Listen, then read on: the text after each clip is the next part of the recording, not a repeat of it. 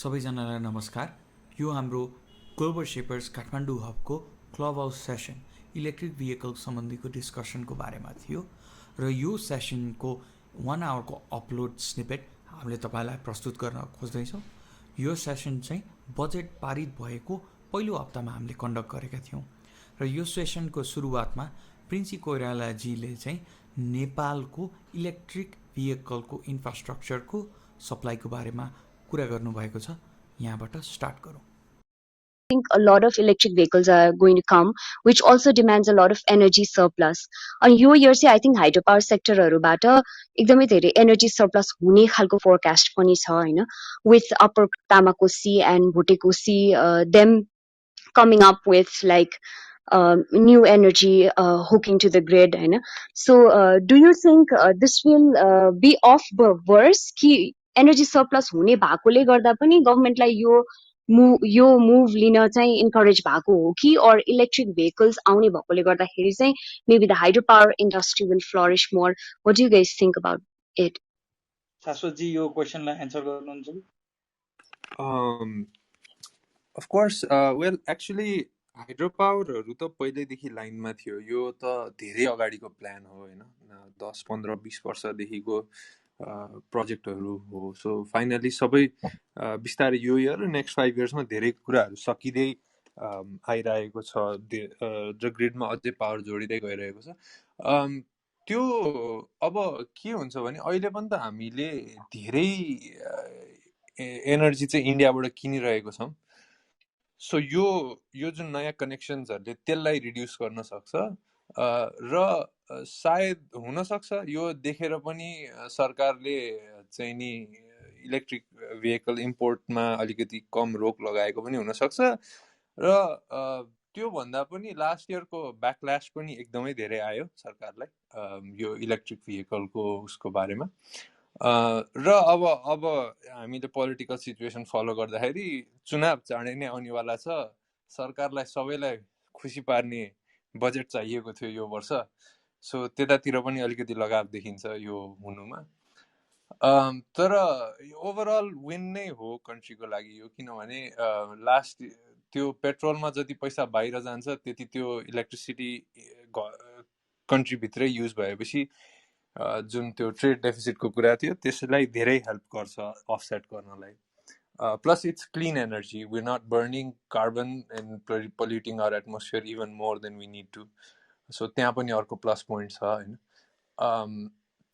So yeah it's more अब यसको exact answer त छैन, तर that's what I think. A lot of different factors played into this decision. अर्को एउटा कुरा मैले एकदम यो इभीको कन्टेक्स्टबाट बाहिर गएर नोटिस गर्दाखेरि सिम्पल इलेक्ट्रोनिक डिभाइसेसको प्रोलिफरेसन पनि धेरै भएको छ नेपालमा। जस्तै चिपली available, rising middle class चिपली available appliances हरूले गर्दाखेरि पनि इलेक्ट्रिसिटी डिमान्ड हरेक हाउस होल्डमा बढेको जस्तो देखिन्छ। जस्तो अब मेरै घरको कुरा गर्दाखेरि आई ग्रु अप घरमा बत्ती बाल्दाखेरि बत्ती निभा कोठामा कोही छैन भन्ने उसबाट हुर्किँदै आएपछि अहिले चाहिँ हामी पानी तताउनलाई इलेक्ट्रिक केटल युज गरिन्छ, ग्यासको सट्टा इन्डक्सन युज गरिन्छ। सो एभ्री हाउस होल्डमा यो चेन्जेसहरू देखिएको छ। अब जाडो महिनामा हिटर चलाइन्छ, इलेक्ट्रिक हिटर नै चलाइन्छ, अलिकति त हो भनेर त्यसमा एनइएले त्यो कुरालाई एनइएले अझै पुश गर्नलाई ट्यारिफ्सहरू पनि घटाएको छ के अरे। अब अहिले अलि पछि लागू हुने हो कि के हो, जस घटाएको ट्यारिफहरू छ, आवरली रेट्स टाइम कुन टाइमदेखि कुन टाइम युज गर्यो भने डिफ्रेन्ट खालको रेट्सहरू लगाइदिएको छ। सो ओभरअल एनइएले पनि पुश गरेको छ इलेक्ट्रिसिटी युज गर्न। इभी बाहेकको अरू जेनरल लाइफस्टाइल ट्रेन्ड हेर्दाखेरि पनि हरेक हाउस होल्डमा चाहिँ नि इलेक्ट्रिकल कन्जम्सन बढेको देखिन्छ। सो यो जुन नयाँ ग्रिडहरू थपिँदै जान्छ, आई थिङ्क इभेन्चुअली त्यो सबै युजअप हुँदै जान्छ होला। अझै स्पेसली अब इभीको प्रोलिफरेसन अझै धेरै भएपछि त मोस्टली युजअप हुँदै जान्छ होला। I'm sorry, I don't have much data on it to pinpoint actually के कति हुन्छ भनेर, तर these are all from gut feelings and experience that I'm sharing है। अब यस विषयमा एउटा कुरा थपौँ होइन, किनकि हामीले विद्युत प्राधिकरणसँग रिलेटेड कुरा नै गर्दैथ्यौँ होइन। विद्युतीय सवारी साधन बुदा नम्बर 293 मा चाहिँ हैन 293 मा चाहिँ विद्युतीय सवारी साधनको प्रयोग बढाउन आगामी आर्थिक वर्ष निजी क्षेत्र समेतको सहभागितामा काठमाडौँ उपत्यका सहित देशभरिका विभिन्न स्थानमा 500 चार्जिङ स्टेसन टर्मिनल भवन लगायतका अन्य पूर्वाधार निर्माण गरिनेछ भनेर भनिएको छ हैन। अब सायुजीले चाहिँ अब यो के अरे पब्लिक भेहिकल्सहरू पनि तपाईले चाहिँ सेल गर्नुहुन्छ हैन। अब यसले कतिको चाहिँ तपाईलाई चाहिँ इम्प्याक्ट गराउँछ तपाईको टाइप अफ बिजनेसलाई, त्यस विषयमा अलिकति जान्न चाहे। So charging station is an interesting one because it's a bit like chicken and egg. Do you try and sort of increase the share of electric vehicles and then develop charging stations, or do you need charging stations to increase the sale of electric vehicles? So I think the government is in the process of installing 50 charging stations already, and 500 is definitely positive, but I think there are two things specifically that need to be sort of evaluated here as well. The first is lack of standardization in charging stations. So similar to our phones, where we have different sort of charging ports, USB-C, Apple charger, and the normal USB port. Electric vehicles also have different charging standards based on the country that they're developed. So I think Nepal needs to subscribe to one standard to ensure that this is scalable. That is yet to be done. And the second thing I think is there is a cap on how much sort of gross margin the charging station provider can charge for the electricity that is sold to the end consumer. So currently, that is 20%. So the price that the charging station buys the electricity from NEA, it can mark it up by 20% and then pass it on to the end consumer. I think that's a major limitation again from a financial feasibility standpoint, because charging stations are extremely capex intensive sort of businesses. So I think if that isn't removed, it's purely dependent on government again to develop these charging stations and sort of subsidize them through its own revenue, because it'll be very hard for private sort of developers to install charging stations as per current norms. Thank you, हामीसँग चाहिँ Sayu. Especially, I'd like to add something. Right? I'm aware that like NE has recently signed a contract with a Chinese firm for the installation and maintenance of 50 e-vehicle charging ports across Nepal. Are you aware of any such specific steps, like regarding charging ports across Nepal? So the current the tender that you're referring to for 50 charging stations, that was not for a specific charging standard. So what they've planned to do is in specific locations they will have all three charging standards. In some they'll have only one, and in others two. So I think if you are a vehicle owner, there's a chance that you might end up at a station and not find the correct port for your vehicle. Okay, thank you. I think we have a speaker here who's joined us from the listener panel. Aatish, we welcome you to the panel. Do you have any questions? Princi, I've been listening. I'll listen for a while, then I have a few questions. I'll do it later on. Sure, thank you. Yeah.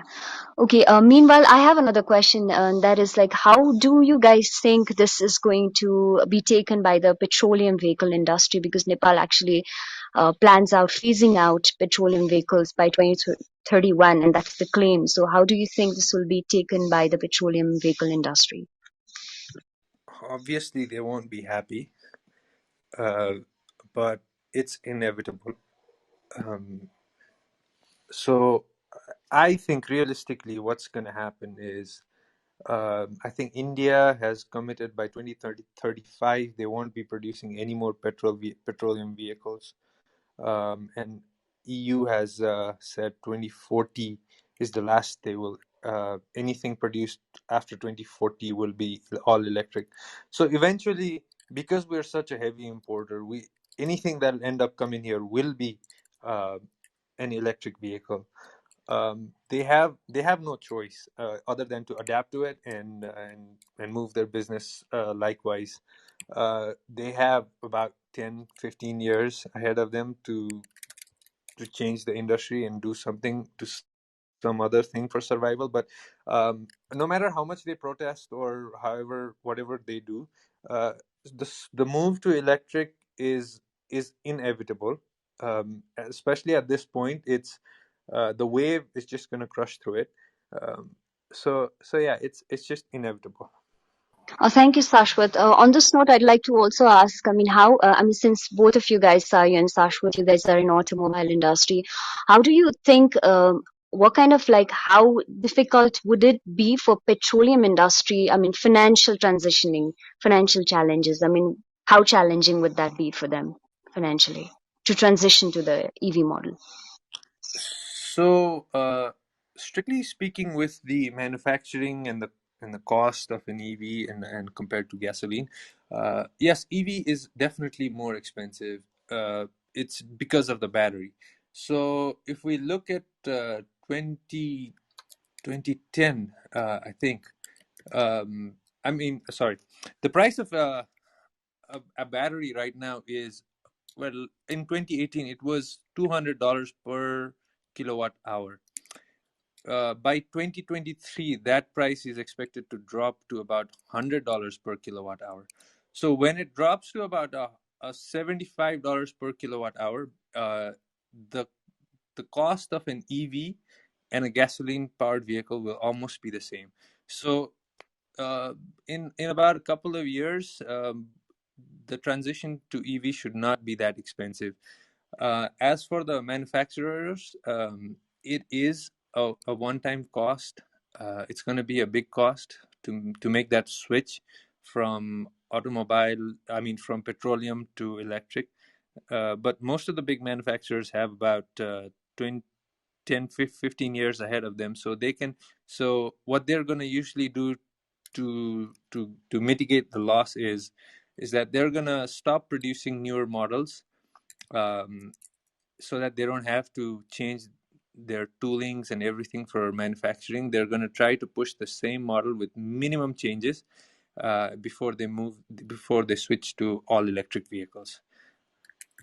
So that's how they're going to absorb the cost mostly. Okay, thank you so much. That was insightful. Sayu, do you have anything to add on this? Yeah, so regarding sort of the distributors of petroleum vehicle operating in Nepal right now, I think primarily, broadly, their sort of responsibility can be divided into three parts, right? Sort of the import part of importing the vehicles, which is supply chain, selling, and after sales service. So with electric vehicles, the supply chain and the sales part of it, I don't think changes much, and we've already seen the likes of Hyundai, Mahindra, and all transition into that.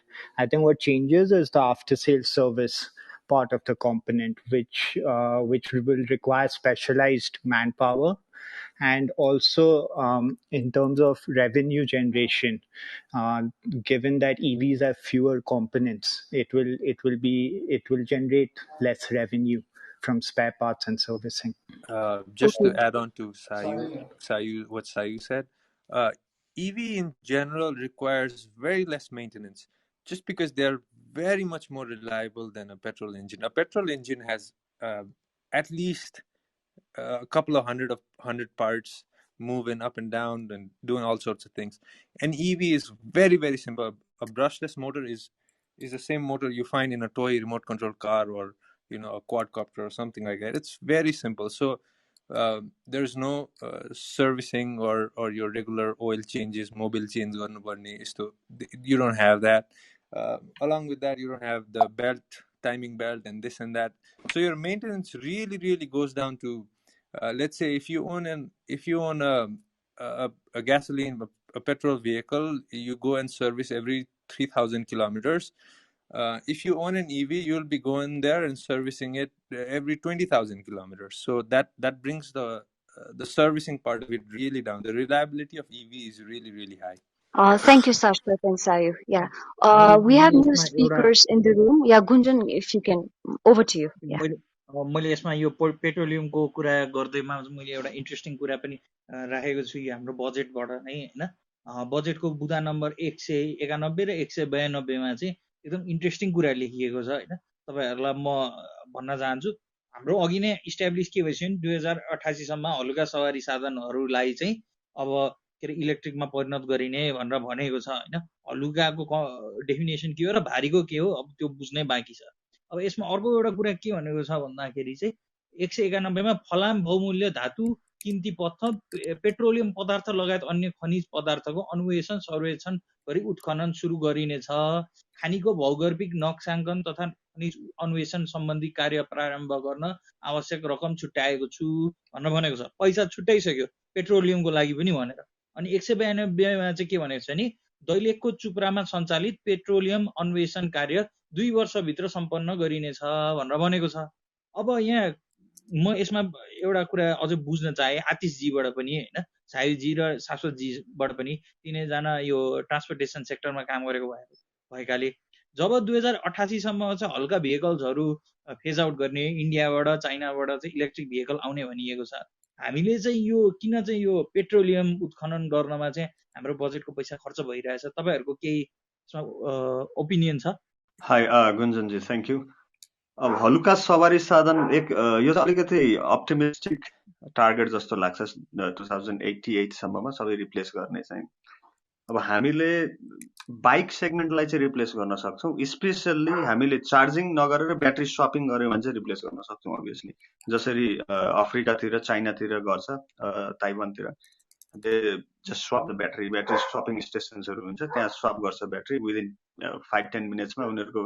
Full battery भएको bike लिएर उनीहरू निस्किन मिल्छ त्यो गरियो भने चाहिँ हामीले बाइक्सहरू चाहिँ इलेक्ट्रिकमा चाहिँ परिणत गर्न सक्छौँ रिप्लेस गर्न सक्छौँ प्यासेन्जर कार सेगमेन्ट कम्पिटिसनको कारणले गर्दा पनि अलिकति बढ्न सक्छ तर हेभी इक्विपमेन्ट्सहरूमा चाहिँ मालवाहक ट्रकहरूमा एरोस्पेसमा तपाईँको कन्स्ट्रक्सनमा हामीलाई पेट्रोलियम अझै पनि आवश्यक पर्छ एरोस्पेसमा त स्पेसल्ली इलेक्ट्रिकको त फर्सेबल फ्युचरसम्म पनि आउला जस्तो देखिएका छैन जस्तो बोइङले एउटा बनाएको चाहिँ छ अहिले प्रोटोटाइप तर त्योभन्दा अगाडि खासै इम्प्रुभमेन्ट चाहिँ भएको छैन सो एरोस्पेसमा एभिएसनमा चाहिँ हामीले पेट्रोलियम चाहिन्छ नै कन्स्ट्रक्सनमा हामीलाई पेट्रोलियम चाहिन्छ र लङ होलेज गर्ने लङ होल भेहिकल्सहरूको लागि पनि चाहिन्छ हेभी के अरे के भन्छ मालवाहक गाडीहरूको लागि पनि हामीलाई पेट्रोलियम चाहिँ एकदमै आवश्यक पर्छ अब तपाईँहरूले मालवाहक गाडी हामीले इलेक्ट्रिकमा युज गर्ने हो भने त्यसको चार्जिङ टाइम र त्यसको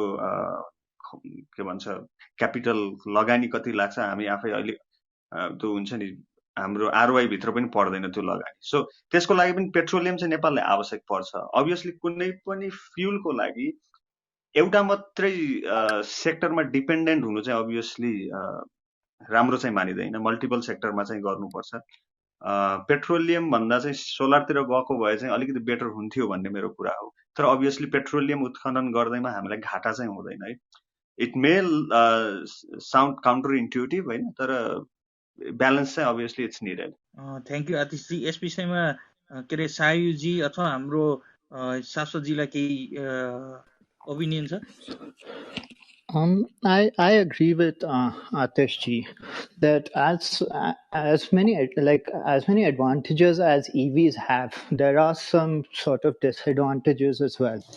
And given sort of Nepal's demographic, especially in the mountainous regions, I think it's very unlikely that an electric vehicle would be preferred over a petrol diesel vehicle over there. And there are also constraints around temperature and the impact that has on the battery. So in those situations as well, where the range of the battery might be impacted because of extremely low temperature in winter, I think the use of petroleum vehicles will continue in certain sectors, and I think it's advisable too as well. Trucks र मालवाहक गाडी चाहिँ नि replace गर्नलाई अलिकति बढी time लाग्छ तर कम्प्लिटली अनडुएबल चाहिँ होइन मेबी नेक्स्ट 10 इयर्समा हामीले प्यासेन्जर कारको धेरै प्रोलिफरेसन देख्छौँ भने नेक्स्ट 20 इयर्समा चाहिँ गुड्स बोक्ने ट्रक्सहरूको प्रोलिफरेसन देख्छौँ होला one of the biggest challenges for EV right now is batteryको energy density as I said earlier त्यो energy density र cost जबसम्म they don't come hand in hand तबसम्म यो proliferationको EV ले proliferate गर्न अलिकति गाह्रो हुन्छ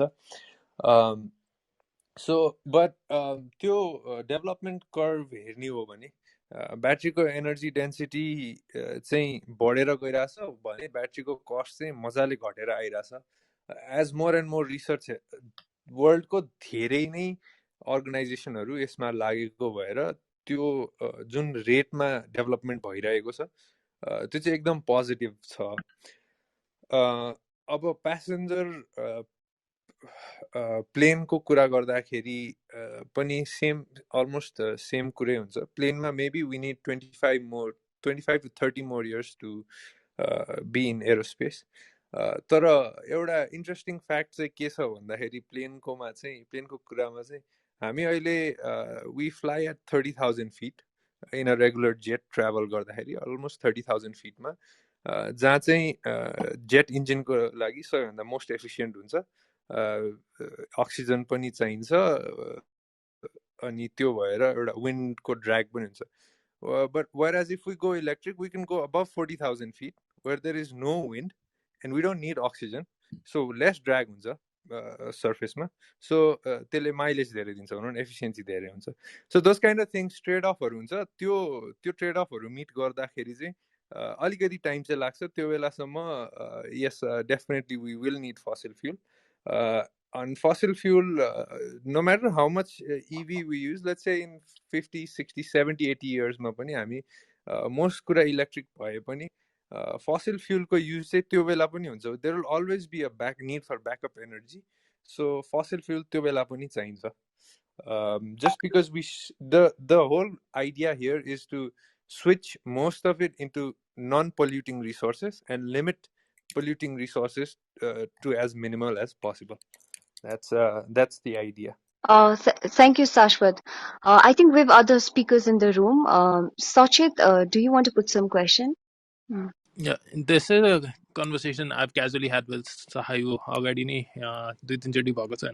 But what I wanted to put it forth again, your group man was अहिले हामीले जसरी यो इभीहरूलाई या ब्याट्री पावर्ड भेहिकलहरूलाई जसरी हेरेर चाहिँ नि इट्स रिन्युएबल सोर्स यो जुन चाहिँ हाम्रो पेट्रोलियमलाई रिप्लेस गर्छ भनेर बट लङ टर्ममा हेर्दाखेरि the battery have a certain life time as well अनि after that it's a non dispensable element item जस्तो हुन्छ होइन अनि यस लुकिङ एट टाइम वेयर त्यो जुन चाहिँ लाइफ सिधिसकेको ब्याट्रीहरू छ they gonna be a problem in the यो पोल्युसनको टर्म्सबाट हेर्दाखेरि या त्यसलाई डिस्पेन्स गर्न नमिल्ने खालको एलिमेन्टबाट नि हेर्छ नि होइन so how do you think long टर्ममा चाहिँ इभीको प्लानलाई चाहिँ कसरी एफेक्ट गर्नेवाला छ क्या यसले is there a solution to it already have people been thinking about it very interesting topic you brought up actually ब्याट्रीको रिसाइक्लिङको विभिन्न प्रोसेसहरू छ सो ब्याट्री चाहिँ नि इभीमा युजुअली 8 years to 10 years चल्छ अहिलेको जुन हाम्रो ब्याट्री छ so before the point if it's well taken care of 8 to 10 years मजाले चल्छ त्यसपछि के हुन्छ भन्दाखेरि ब्याट्रीको 80% अफ द लाइफ साइकल चाहिँ अझै पनि रिमेनिङ हुन्छ सो अहिलेको एउटा कन्सेप्ट चाहिँ के हो भनेदेखिलाई त्यो ब्याट्रीलाई चाहिँ लगेर जति पनि स्क्रैप भएको ब्याट्रीहरू हुन्छ त्यो ब्याट्रीहरूले चाहिँ विन्ड अथवा सोलर पावर स्टेशन्सहरूमा ब्याकअप ब्याट्रीको रूपमा युज गर्ने यो ग्रिडमा के हुन्छ भन्दाखेरि if anybody is familiar with electrical grid सिस्टममा चाहिँ डिमान्ड एकैचोटि माथि जाने एकैचोटि तल आउने त्यो जुन डिमान्ड फ्लक्चुएसन हुन्छ त्यो बेलामा चाहिँ सर्किट्सहरू ट्रिगर भएर बत्ती जाने हामी बेला बेलामा हामीले नोटिस गरेर हुन्छौँ 5 मिनटलाई लोड सेडिङमा हुन्छ सो त्यो चाहिँ त्यो डिमान्डसँग कोप गर्न नसकेर त्यो इन्स्टेन्ट एनर्जी दिन नसकेको हुनाले सर्किट्सहरू ब्रेक भएको हुन्छ होइन सो त्यस्तो ठाउँको लागि त्यो त्यो स्पाइकहरू अब्जर्भ गर्न, त्यो डिमान्डको स्पाइकहरू अब्जर्भ गर्नलाई चाहिँ ब्याट्रिजहरू युज गर्यो भने चाहिँ एकदमै गुड रिसोर्सेस हुन्छ। They don't need to provide power continuously, they just need to observe the spike. So 80% capacity भएको हुनाले पनि त्यसलाई फरक पर्दैन। That's one way. अनि त्यसपछि पनि अब त्यो पछि पनि लाइफ साइकल सकियो भने most of the parts can be extracted, especially अहिले त झन् नयाँ नयाँ कम्पनीहरू आइरहेको छ यो ब्याट्री रिसाइकलमै केही फिल्डमा भनेर उनीहरूले सकेसम्म भएभरको जति पनि कम्पोनेन्ट हुन्छ त्यो चाहिँ एक्सट्र्याक्ट गरेर रियुज गर्न सक्ने गरी। र अर्को कुरा लिथियम आयन ब्याट्रीमा सबैभन्दा बढी हुने कन्टेन्ट भनेको लिथियम हो। लिथियम भनेको one of the most abundant resources in this planet हो होइन। सो अल दोज कुराहरूले गर्दाखेरि चाहिँ ब्याट्रीले धेरै ब्याट्रीको pollution, yes we need to think about it, we need to act on it अहिलेदेखि नै के हुन्छ भनेर। तर it does not look very scary, it looks promising, it's something that can be naturally recycled. Yeah, I agree with Shashwat, and I'd just like to add that since secondary storage for battery ko, once it has reached 80% capacity and is not suitable to be used in an EV, I think that has tremendous opportunity in Nepal, because a lot of our hydropower projects are run off the river projects, and currently storage systems are too expensive. So if we can utilize these batteries, then I think that there is value add over there. And if not, if we cannot develop the know-how, the technology to utilize these batteries, I think there is a global market for these used batteries. So I see Nepal becoming a net exporter as well of these batteries in the long term, because the chemical the metals in this, whether that's nickel, magnesium, cobalt, or phosphorus, they're all valuable metals that Chinese industries and other industries have the capability to extract and reuse. So battery, I think, is a manageable solution. It won't be a major problem in the long run. That's an interesting point that Shaswat brought up. त्यो जुन spike र ड्रपको कुरा गर्नुभयो त्यसलाई चाहिँ duck curve पनि भन्ने गरिन्छ भनेर मलाई चाहिँ एकजना इलेक्ट्रिकल इन्जिनियरले भर्खर पिङ्क गर्नुभएको छ। र त्यो डक कर्भलाई सल्भ गर्नको लागि जुन हाम्रो 80% क्यापेसिटीभन्दा झरेको जुन इलेक्ट्रिकल ब्याट्रिजलाई युज गरेर स्टोरेज ट्याङ्क बनाउने जुन कुरा गर्नुभयो, आई थिङ्क त्यसले चाहिँ सचेतजीको क्वेसनलाई एन्सर गरेको जस्तो पनि लाग्छ। र म अर्को एउटा प्रश्न पनि सोध्न चाहन्छु यही कुरामा लागेर, जसरी चाहिँ अहिले हाम्रो उसमा टियुमा अनि प्लस हाम्रो इनोभेसन सेन्टरमा चाहिँ यो ब्याट्री रिसाइक्लिङ भनेर चाहिँ उहाँहरूले एउटा डिफ्रेन्ट खालको प्रोजेक्टहरू सुरु गर्नुभएको छ। अनि भर्खर सायुजीले पनि भन्नुभयो इन्टरनेसनल मार्केटमा अथवा हाम्रो यो हाइड्रो पावर सेक्टरमा चाहिँ त्यो ब्याट्रीहरूको युज गर्न पाइन्छ भनेर।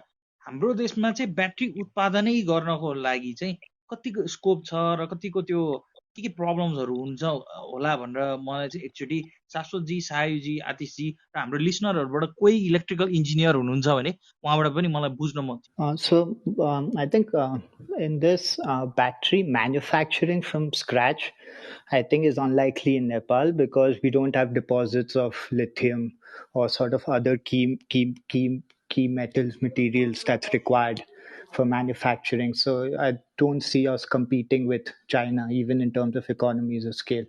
What might be possible in Nepal is sort of at a cell level assembling that into bigger batteries.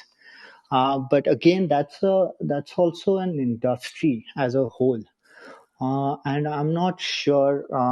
I mean, there needs to be a very specific sort of application for that in the local market, because the vehicles that you import will come with the batteries in them. So it's only in the replacement, sort of when the batteries need to be replaced, will these assembled batteries be used, and there might be restrictions on that from the distributor in terms of warranty and stuff like that. Making a cell, that's highly unlikely we will ever be tapping into that industry. because we don't have the resources, the raw materials. It's a very messy industry and it's very big when in terms of financially कुरा गर्दाखेरि यो एकदम big investment हुन्छ र एकदमै expertise एकदम धेरै चाहिने industry हो. I don't think we'll be able to come up with that अहिले नै, especially given चाइनाले जुन रेटमा र जुन पैसामा चाहिँ उसले त्यो म्यानुफ्याक्चर गरिरहेछ त्यसलाई चाहिँ हामीले कम्पिट गर्नलाई it'll take us 20 years just to get in the know-how of how to do it and how to do it efficiently. So we'll be better off actually importing cells from other countries at this point.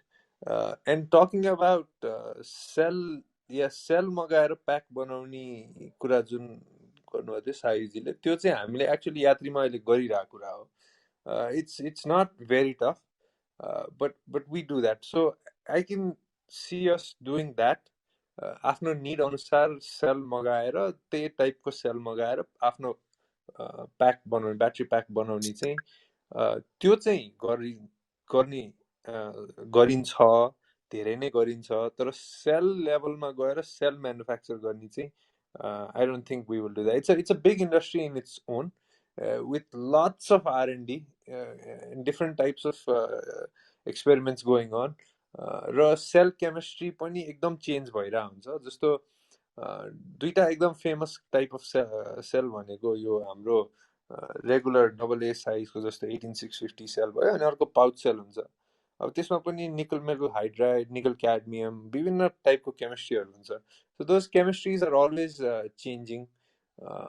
So actually हामीले sale manufacture गर्न चाहिँ अलि अहिलेको लागि feasible छैन. I think that answers your question, Gunjan. Thank you, it does. I'd like to add another question. I know you're saying completely from a customer perspective. Oh, now that this has come up, how does the affordability option look like for a customer who's trying to opt out electric vehicle? Because a lot of people are using petroleum vehicles now, right?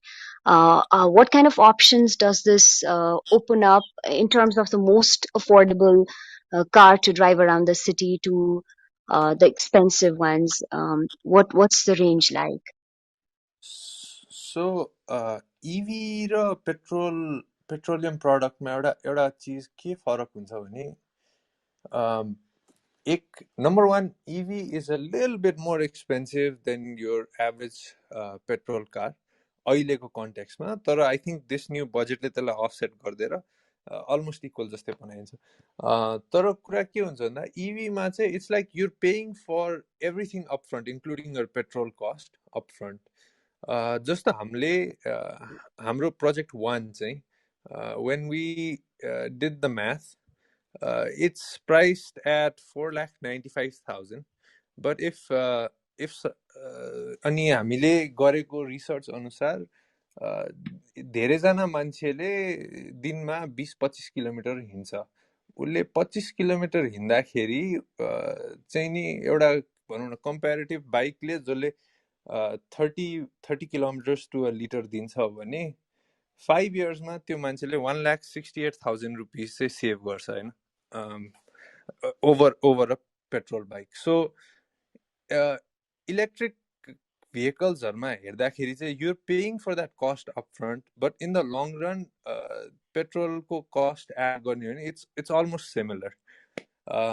Now talking in terms of two-wheelers, we offer 100 kilometers of actual range, true range, which is about 5 days of commute for an average commuter. So that's on two-wheelers. Regarding four-wheelers, मैले market research गरे अनुसार 100 miles, 200 miles. I think 200 miles is pretty standard अहिले industryमा, which is about 300 kilometers, 320 kilometers. But something like that is going to probably cost us around 56-60 lakh in terms of four-wheelers. But there are other four-wheelers which is very affordable, and I think Sayuji can explain more on that. Yeah, I think like Shashwat ji said, right? In this industry, what we refer to as TCO, or the total cost of ownership, which comprises of three things. So first is the cost of acquiring the vehicle. The second is the cost of sort of maintaining and the day-to-day sort of running cost of the vehicle, and the third is the disposable value of the vehicle. So in Nepal's case, which is not the case globally, the acquisition cost is on parity with petrol vehicle, which is a very positive thing in terms of adoption. Uh, in terms of the second phase, which is sort of your daily operational cost, that's significantly lower for an EV. So we did, based on our calculations, similar numbers, 30 kilometers a day. An individual can save almost 1.5 lakh rupees just by driving an EV per year. And the third phase, which is sort of the disposable or the resale value of the vehicle, I think that component is a bit unknown right now, given that the technology is not mature, or there aren't enough EVs who have reached the end of their life. So that will purely be, I think, demand supply dependent, the value that you get at the end of the life of the vehicle. And I think it's hard to tell now, but if there is significant adoption, one could argue that there would also be a good resale value for electric vehicles. Okay, अब हामी चाहिँ अहिले बजेटको कुरामा नै अलिकति focus गरौँ होइन। मैले अरूलाई उ गर्न खोजेको होइन। लास्ट इयर एउटा एकदम राम्रो एउटा मिम चाहिँ सर्कुलेट भइरहेको थियो, जसमा चाहिँ गभर्मेन्ट डिस्काउन्ट भनेर 17 लाखको गाडी चाहिँ 29 लाखको सम्म भनेर पनि आएको थियो। अनि खुब रमाइलो भयो, हाँसियो। तर लास्ट इयरको कम्पेरिजनमा यो इयरको चाहिँ के अरे बजेट चाहिँ अलिकति बढी इलेक्ट्रिकल भेहिकल फ्रेन्डली भएको हो जस्तो तपाईहरुलाई लाग्छ कि लाग्दैन? यो सबै स्पिकरहरूलाई अब मैले यो रुमभरिमा भन्न खोजेको। डेफिनेटली अब यो चोटिको बजेट चाहिँ हुन्छ अनि इलेक्ट्रिकल भेहिकल मात्र नभएर सबै कुरा फ्रेन्डली देखिरहेको छ क्या। It's like a populist budget हुन्छ नि, सबैलाई खुसी पार्न आएको खालको बजेट देखिरहेछ होइन। अब टु बी अनेस्ट यो खालको बजेट चाहिँ अब एक हिसाबले त एकदम राम्रो पनि हो, सिटिजनको पैसा बचिरहेछ भन्नु कुरा होइन। तर हरेक कुरामा ट्याक्स कम भएको छ, 2-4वटा कुरामा ट्याक्स बढेको छ, प्लस राज्यले धेरै नै बढी सरप्लस देखाइरहेको छ क्या। अब यतिको सरप्लस धान्न सक्ने हाम्रो क्षमता छ कि छैन भनेर बुझ्नु पर्यो नि। अब खल्तीबाट पैसा निकालेर बाँड्नुभन्दा अगाडि होइन, त्यतिको पैसा अब त्यही हो। अब यसै पनि वेस्ट एक्सपेन्डिचर त भइ नै रहेछ हाम्रो गभर्मेन्टमा, हाम्रो उसमा होइन। तर पनि अलिक बढी नै सरप्लस दिइरहेको हो कि यो बजेटले, जस्तो चाहिँ मलाई लागिरहेछ है। सो यो बजेटको स्पेसिफिक कुरा गर्दाखेरि चाहिँ यो आज दिउँसो पनि म एकजना मेरो कलिगहरूसँग यसकै बारेमा कुरा गरिरहेको थिएँ होइन। सो अब कतिको फिजिबल छ, कतिको फिजिबल छैन। अभियसली अब अहिले भर्खर हाम्रो कुरा भएको जस्तो अलिकति पपुलिस्ट खालको बजेट छ होइन।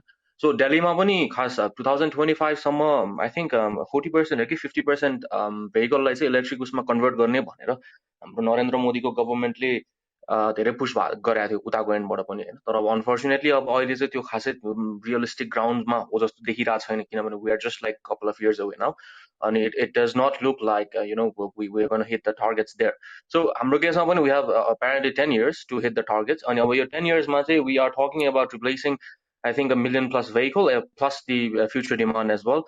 And I think अब यो एस्पेक्टमा there are a lot of technical challenges, lot of technical hurdles. अनि मैले खास अघि सोध्न खोजेको र इन्ट्रेस्टेड कुरा के पनि थियो भन्दाखेरि यसमा जुन पनि यो म्यानुफ्याक्चरिङ कम्पनीजहरूलाई सपोर्ट गर्ने भनेर भनेको छ गभर्मेन्टले होइन। अब तर यसमा यो इभीको स्पेसली इभीको केसमा I think the issue is it's a technically very superior product होइन। यसमा काम गर्नलाई, यसमा डेभलप गर्नलाई, सानोभन्दा सानो पार्ट म्यानुफ्याक्चर गर्नलाई you require a lot of technical expertise.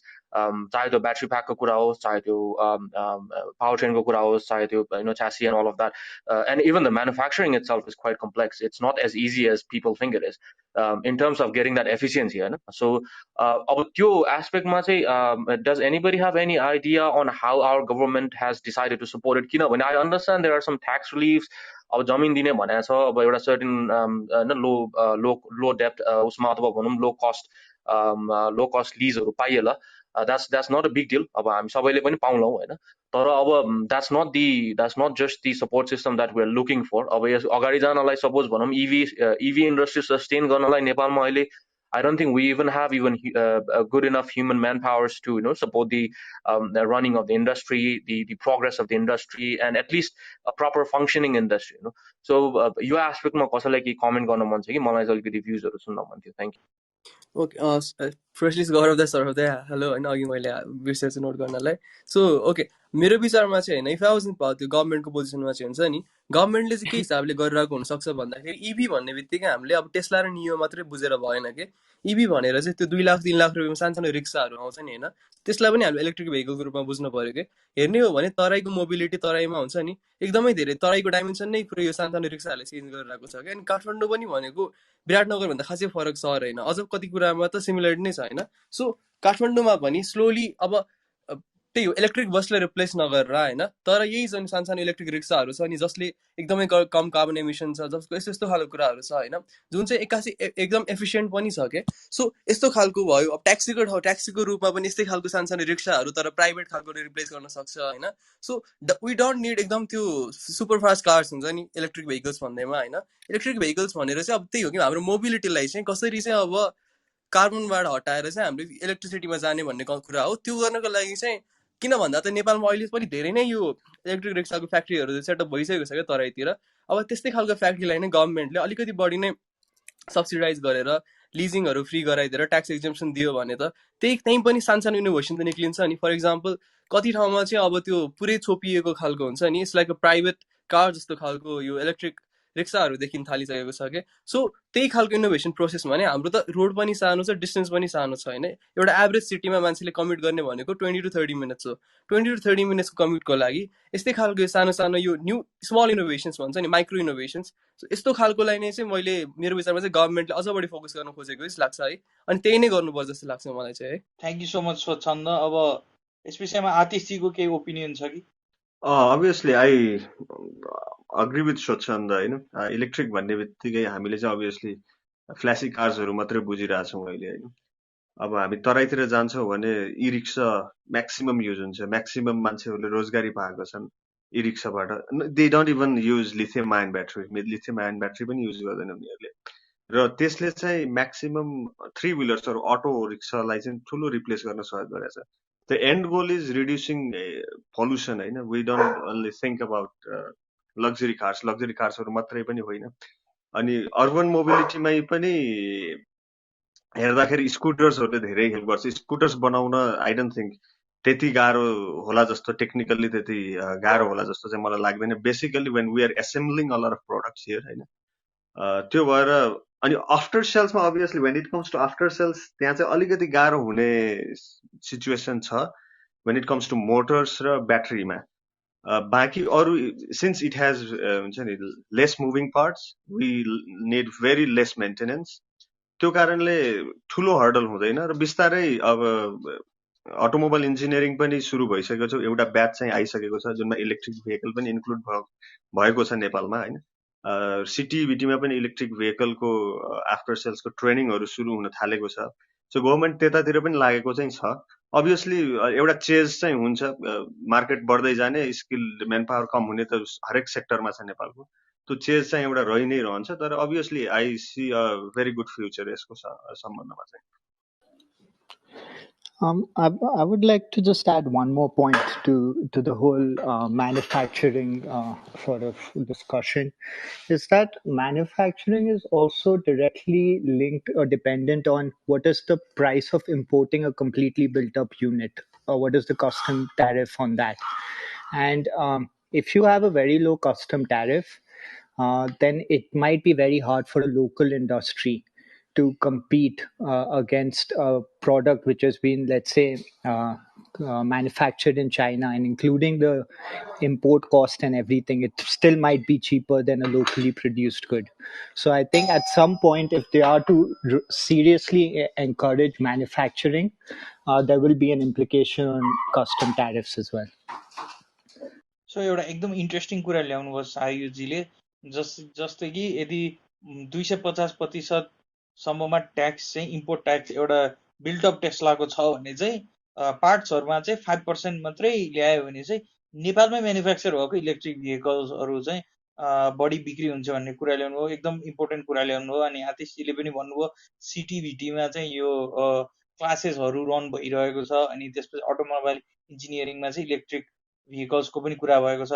मलाई चाहिँ एउटा कुरा एकदम इन्ट्रेस्टिङ लागेको छ यसमा, अघि नै हाम्रो यो क्लासिफिकेसन अफ इलेक्ट्रिक भेहिकल्स भनेको टेस्ला र न्यू मात्रै होइन भन्नेमा अहिले भर्खर यही बजेटमा चाहिँ कुरा नि अर्को के आएको छ भन्दा 100वटा यातायात साझा यातायातहरू चाहिँ भेहिकलहरू हाम्रो गभर्मेन्टले साझा यातायाततर्फबाट काठमाडौँमा सञ्चालन गर्ने भनेर ल्याएको छ यही बजेटमा। अब यसले चाहिँ कसरी चाहिँ अब त्यो हाम्रो जुन अन्डरस्ट्यान्डिङ छ अहिलेसम्म जति टकमा, यसमा त्यो 100वटा साझा यातायात भनेर नै तोक्नुले कतिको इम्प्याक्ट गर्छ अरू यो व्यापार व्यवसाय सङ्घहरूलाई, मलाई त्यो बुझ्नु थियो आतिशजीबाट।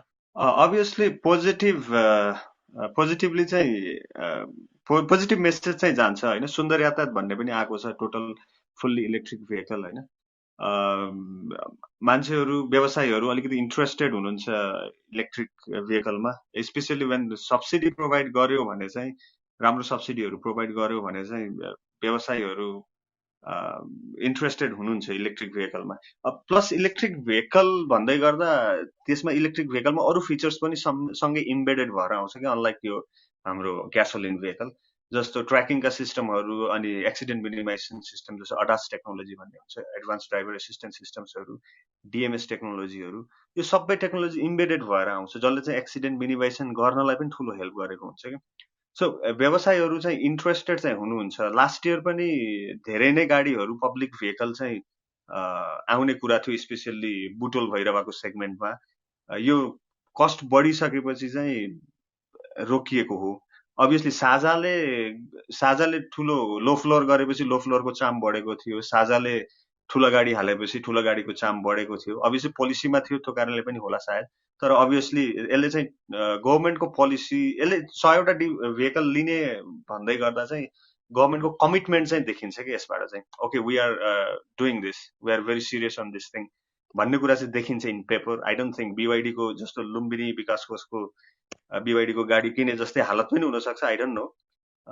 विल पावरको कमी त अभियसली छ सरकारमा, तर at least in paper it shows the confidence of the government. एउटा कुरा इम्पोर्टेन्ट कुरा गर्नुभएको थियो कि यो बुटोल भैरवाको सेक्टरमा चाहिँ इलेक्ट्रिक भेहिकल्सहरूको नम्बर्सहरू बढिरहेको छ भनेर। अनि एउटा इन्ट्रेस्टिङ कुरा, यसपालि चाहिँ तोकेर बुटोल भैरवा, कोलपुर, नेपालगञ्ज, अत्तरिया, धनगढी गरेर यो छोटो छोटो मुख्य सहरहरूलाई जोड्ने राउटको लागि भनेर पनि स्थानीय सरकारलाई भनेर यो बजेटमा के अरे इलेक्ट्रिक भेहिकल्सहरूको लागि एड्रेस गरिएको छ। अब यो अवस्थामा अब म यो बेला चाहिँ अब सायुजी, शाश्वतजी, किनकि तपाईँहरू दुईजना प्यानलमा पनि हुनुहुन्छ, अब हामी ऱ्यापअप गर्ने बेला पनि हुन लाग्यो। म एउटा प्रश्न चाहिँ सोध्न चाहन्छु, यो अलिक कन्ट्रोभर्सियल प्रश्न हुनसक्छ, तर यहाँ रेडिटमा पनि के अरे मलाई सोध्न भनेर भन्नुभएको छ। अब यो यदि यो बजेटले तपाईँहरूको प्रोडक्सनमा अनि तपाईँहरूलाई चाहिँ यदि तपाईँहरूले अप्रोच गर्दाखेरि तपाईँहरूलाई सब्सिडीहरू दियो भने तपाईँहरूको भेहिकलहरूको प्राइस घटाउनको लागि चाहिँ तपाईँहरू कतिको ओपन हुनुहुन्छ, र घट्यो भने पनि what is a reasonable amount भनेर म बुझ्न चाहन्छु एज अ कस्टमर है। Sorry, is this specific to just current vehicles or if manufacturing ko lagi? अब यदि म्यानुफ्याक्चरिङकै लागि भनेर सोधेको मैले खासमा। Manufacturing. I mean, I think one thing to note is that, like, assuming that manufacturing will be heavily subsidy dependent, right? Subsidy is never a permanent solution. So at some point or another, government will have to roll back subsidies. And then the question comes, when you have set up such a large scale industry with so much investment, then what happens? Is it still feasible given the market size? So I think I sort of agree with what everyone has said. I think manufacturing specifically for a four-wheeler is extremely unlikely, and also you'd be dependent on importing a lot of the components and and the parts for manufacturing. So it's again dependent on what is the duty for that, because if the sum of that is too much, then the cost of the vehicle is eventually going to be expensive as well. So म्यानुफ्याक्चरिङको कुरा गर्दाखेरि के छ भन्दाखेरि हाम्रो country चाहिँ landlock भएको हुनाले एउटा बिग डिसएडभान्टेज त्यहाँ छ because transporting anything over water is very very cheap compared to if you're gonna transport it by land or you're gonna fly it in. So त्यो कुराले अब यो अटोमोबाइलको सेक्टरमा चाहिँ it's a highly competitive sector every cent र every second count हुने sector हो यो वर्ल्डमै I think there are only 5 or 7 major groups of automobile manufacture सबैजना चाहिँ सानो जस्तो भक्सव्यागन ग्रुपभित्र पोर्सा पनि पर्छ फरारी पनि पर्छ क्यारे सो अनि यस्तो खालको 6-7 वटा ग्रुपहरू मात्रै सर्भाइभ गर्न सकेको छ किनभने यो एकदमै कम्पिटेटिभ इन्डस्ट्री भएको हुनाले चाहिँ नि अनि अब हाम्रो जस्तो देशमा जहाँ चाहिँ सिप पनि आउँदैन लजिस्टिकली स्पिकिङ हाम्रो कस्ट नै यति हाई हुन्छ त्यो इन्डिया कलकत्तामा झार त्यहाँबाट लिएर आऊ कस्टम्समा आफ्नो वीरगन्जको कस्टम्समा राख त्यहाँबाट यता लिएर आऊ so many layers of transportation involved हाम्रो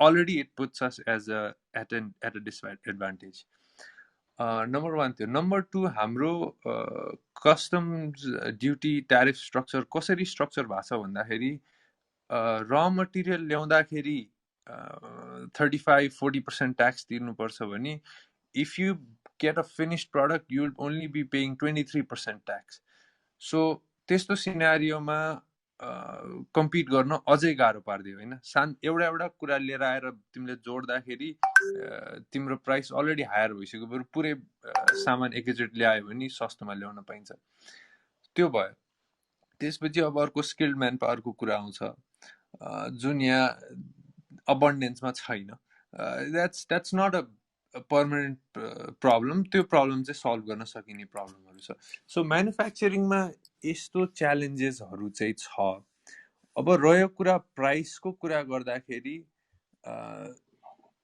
अब यात्री स्पेसिफिक कुरा गर्दाखेरि प्राइस यात्रीको प्राइसमा धेरै ब्याकल्यासहरू आएको छ सबैले धेरै कुराहरू भनेका छन् तर यथार्थता के हो भने because of all of these problems that I included above we are not making a dime on anything